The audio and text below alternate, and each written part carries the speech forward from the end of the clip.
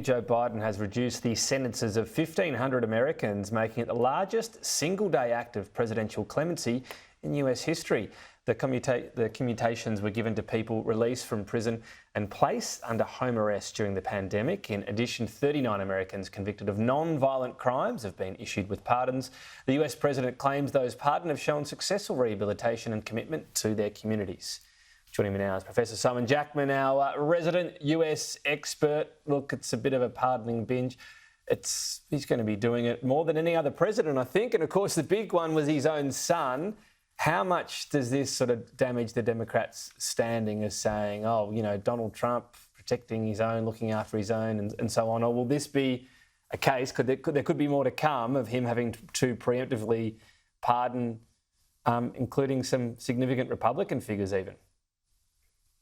It certainly does, Tom, undercut, I think, any criticism the Democrats might be running against Donald Trump, who is widely expected, I'd say probably within hours of being sworn in, of issuing a broad pardon and commutations or whatever they might be of January 6 offenders.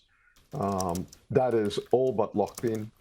I think from the Democratic perspective, he's going to do that anyway. He's going to do that very early in the term. There's going to be other fish to fry. Barack Obama did a huge number of, not so much pardons, but like Biden has done, commuting of sentences. But Biden certainly run up the score big time in this last couple of weeks of his presidency. And I do think, though, the politics are going to be overwhelmed very quickly once we get the cut and thrust of some of these colourful cabinet picks that Trump has put forward. That's what's going to be dominating the political agenda of, say, February, March, April, Tom. We won't be talking about who's pardoned whom, I think, for too long in the new year. Well, I think that's fair to say. Think of immigration, for example, the first 100 days and how red hot that's going to be. So I think that's fair enough. And then the inauguration itself. The Chinese president was invited. Yeah. He's not going. I kind of think, was it to him, was it to President Xi too much of a come and kiss the ring sort of moment? Is that why? I mean, it was a fascinating invitation to put out there and obviously put out there publicly. Once you put something out publicly, is that when you know they're not really coming? I thought it was wild. I thought it was a masterstroke by Trump. Really put it on Xi Jinping he's the one saying no now. So you've got, at the same time as the US is warming up for a big round of tariffs, right? You're saying, oh, but we're extending this olive branch.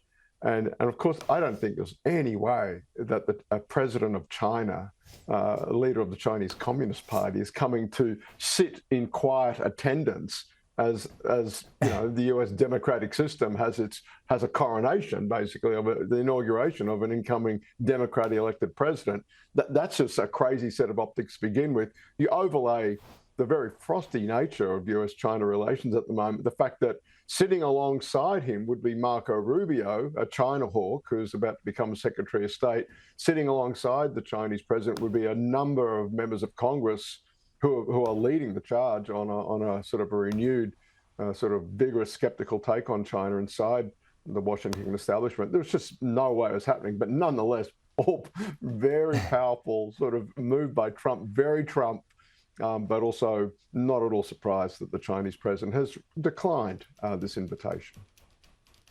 Yeah, no, it would have been quite something. Alas, we won't see it. Now, Donald Trump's a big fan again of Time Person of the Year. He wasn't a fan of all the decisions. No shock that he likes this one, though, Simon. No,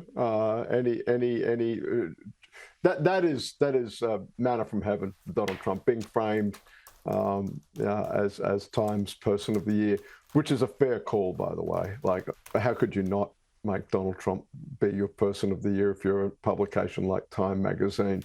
What's Trump done this year is just remarkable. Put his stamp on US politics. He goes from being the anomaly to making Joe Biden the odd presidency out. And we are well and truly sort of living through an age that the name Trump will be forever associated with.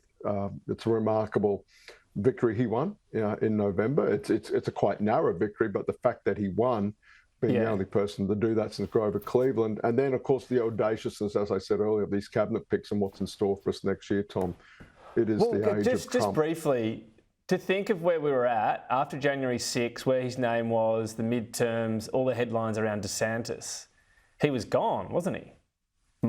Was the I don't know if he was gone. He was being written off. The history books tell you no, right? That it's only happened once before. History tells you when you lose a race for the presidency, you shuffle off stage and you go do something else. You are forever sort of damaged goods in terms of another tilt at national politics, but not Donald Trump. It's one of the more remarkable stories we've seen in American political history. Right. You can't deny that one iota, and so fair call by Time magazine. No, yeah, it was just where he was from there. He looked gone, I guess was my point. Obviously, he wasn't, clearly. Simon, thank you. Pleasure.